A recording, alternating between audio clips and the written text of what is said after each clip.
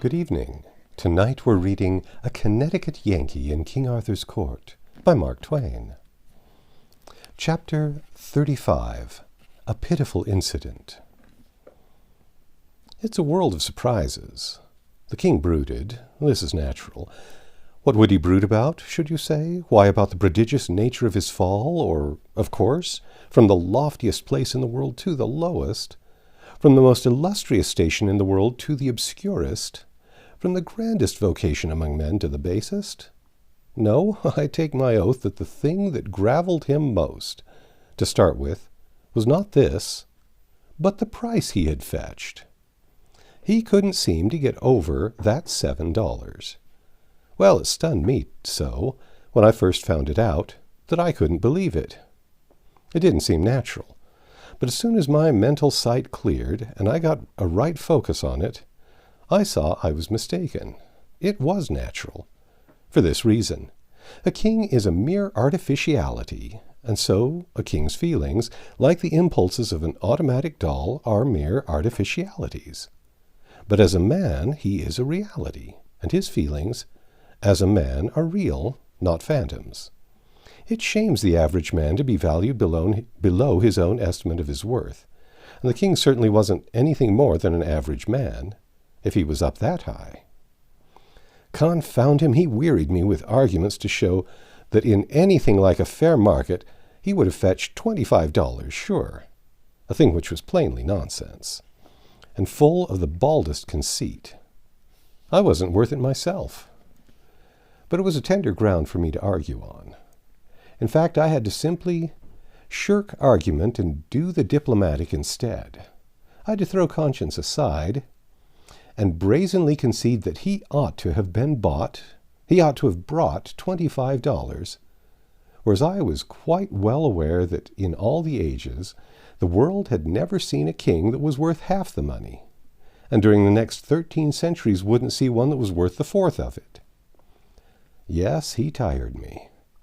If he began to talk about the crops, or about the recent weather, or about the condition of politics, or about dogs, or cats, or morals, or theology, no matter what, I sighed, for I knew what was coming. He was going to get out of it a palliation of that tiresome $7 sale. Whenever we halted, where there was a crowd, he would give me a look which said plainly, "If that thing could be tried over again now with this kind of folk, you would see a different result." Well, when he was first sold, it secretly tickled me to see him go for $7. But before he was done with his sweating and worrying, I wished he had fetched $100. The thing never got a chance to die, for every day, at one place or another, possible purchasers looked us over, and as often as any other way, their comment on the king was something like this: "Here's a $2.50 chump with a $30 style. Pity, but style was marketable." At last this sort of remark produced an evil result. Our owner was a practical person, and he perceived that this defect must be mended if he hoped to find a purchaser for the king. So he went to work to take the style out of his sacred majesty.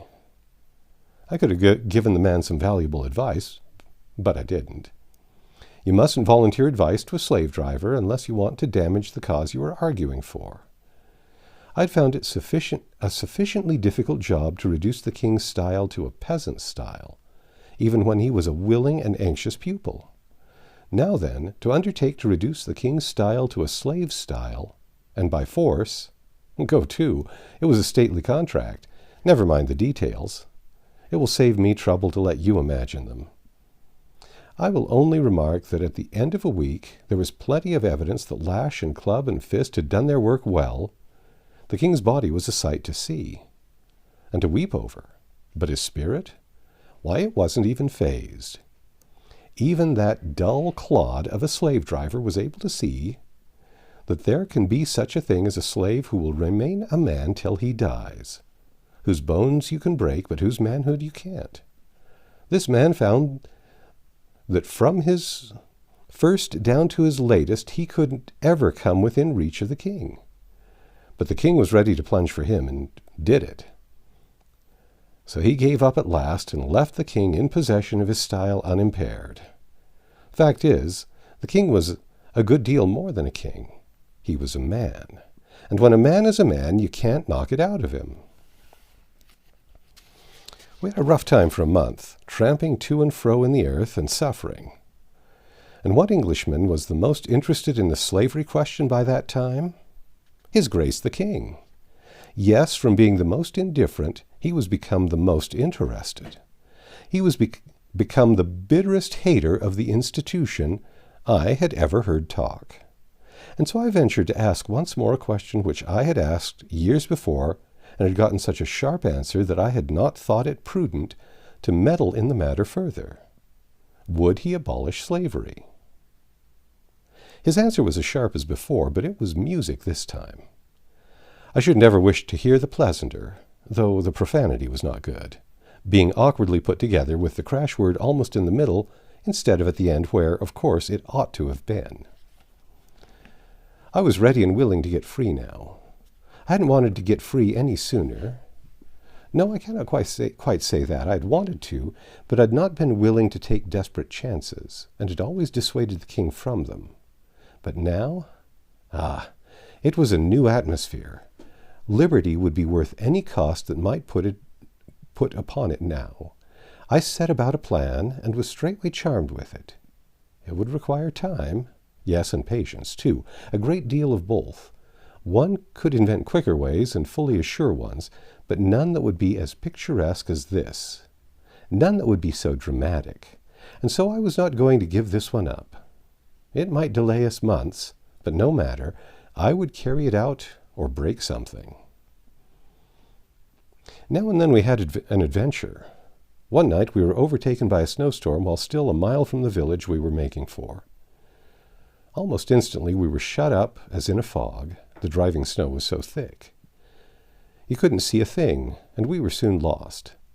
The slave driver lashed us desperately, for he saw ruin before him, but his lashings only made matters worse, for they drove us farther from the road and from likelihood of succor.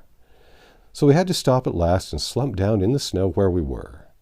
The storm continued until toward midnight, then ceased. By this time 2 of our feebler men and 3 of our women were dead, and others past moving and threatened with death. Our master was nearly beside himself.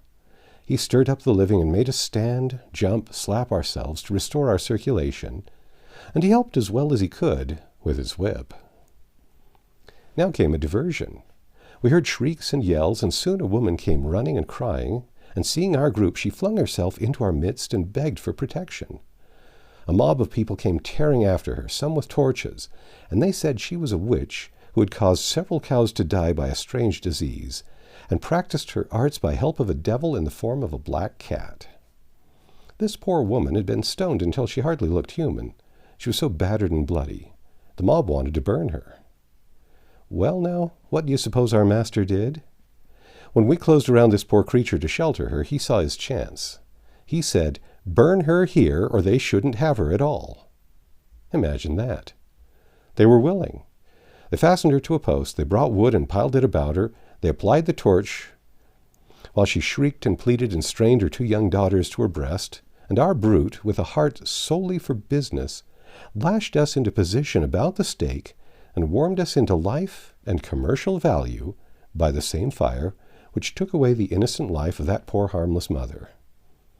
That was the sort of master we had. I took his number. That snowstorm cost him 9 of his flock, and he was more brutal to us than ever after that. For many days together he was so enraged over his loss. We had adventures all along. One day we ran into a procession, and such a procession! All the riffraff of the kingdom seemed to be comprehended in it, and all drunk at that. In the van was a cart with a coffin in it, and on the coffin sat a comely young girl of about 18, suckling a baby, which she squeezed to her breast with a passion of love every little while, and every little while wiped from its face the tears which her eyes rained down upon it. And always this foolish little thing smiled up at her, happy and content, kneading her breast with its dimpled fat hand, which she patted and fondled right over her breaking heart. Men and women, boys and girls, trotted along beside or after the cart, hooting, shouting profane and ribald remarks, singing snatches of foul songs, skipping, dancing, a very holiday of hellions, a sickening sight. We had struck a suburb of London, outside the walls, and this was a sample of one sort of London society. Our master secured a good place for us near the gallows. A priest was in attendance, and he helped the girl climb up and said comforting words to her, and made the under-sheriff provide a stool for her. Then he stood there by her on the gallows, and for a moment looked down upon the mass of upturned faces at his feet, then out over the solid pavement of heads that stretched away on every side, occupying the vacancies far and near, and then began to tell the story of the case. And there was pity in his voice. How seldom a sound that was in that ignorant and savage land. I remember every detail of what he said, except the words he said it in, and so I changed it into my own words. Law is intended to mete out justice. Sometimes it fails. This cannot be helped. We can only grieve and be resigned and pray for the soul of him who falls unfairly by the arm of the law, and that his fellows may be few. A law sends this poor young thing to death, and it is right. But another law has placed her where she must commit her crime or starve with her child, and before God that law is responsible for both her crime and her ignominious death. A little while ago this young thing, this child of 18 years, was a happy wife, as happy a wife and mother as any in England, and her lips were blithe with song, which is the native speech of glad and innocent hearts. Her young husband was as happy as she, for he was doing his whole duty. He worked early and late at his handicraft. His bread was honest bread, well and fairly earned. He was prospering. He was furnishing shelter and sustenance to his family. He was adding his mite to the wealth of the nation. By consent of a treacherous law, instant destruction fell upon this holy home and swept it away. That young husband was waylaid and impressed and sent to sea. The wife knew nothing of it. She sought him everywhere. She moved the hardest hearts with the supplication of her tears, the broken eloquence of her despair. Weeks dragged by, she watching, waiting, hoping, her mind going slowly to wreck under the burden of her misery. Little hoping, her mind, by little, her small possessions went for food. When she could no longer pay her rent, they turned her out of doors. She begged while she had strength. When she was starving at last and her milk failing, she stole a piece of linen cloth of the value of 1/4 part of a cent, thinking to sell it and save her child. But she was seen by the owner of the cloth. She was put in jail and brought to trial. The man testified to the facts. A plea was made for her, and her sorrowful story was told in her behalf. She spoke, too, by permission, and said she did steal the cloth, but that her mind was so disordered of late by trouble that when she was overborne with hunger, all acts, criminal or other, swam meaningless through her brain, and she knew nothing rightly except she was so hungry. For a moment all were touched, and there was disposition to deal mercifully with her, seeing that she was so young and friendless, and her case so piteous, and the law that robbed her of her support to blame as being the first and only cause of her transgression.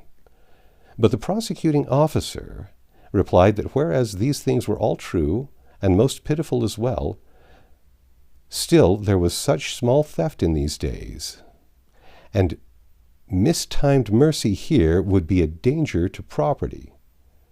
Oh, my God, is there no property in ruined homes and orphaned babes and broken hearts that British law holds precious? And so he must require sentence. When the judge put on his black cap, the owner of the stolen linen rose trembling up, his lip quivering, his face as gray as ashes, and when the awful words came, he cried out, "Oh, poor, poor child, I did not know it was death," and fell as a tree falls. Then they lifted him up. When they lifted him up, his reason was gone.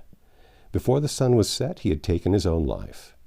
A kindly man, a man whose heart was right at bottom, add his murder to this that is now to be done here, and charge them both where they belong, to the rulers and the bitter laws of Britain.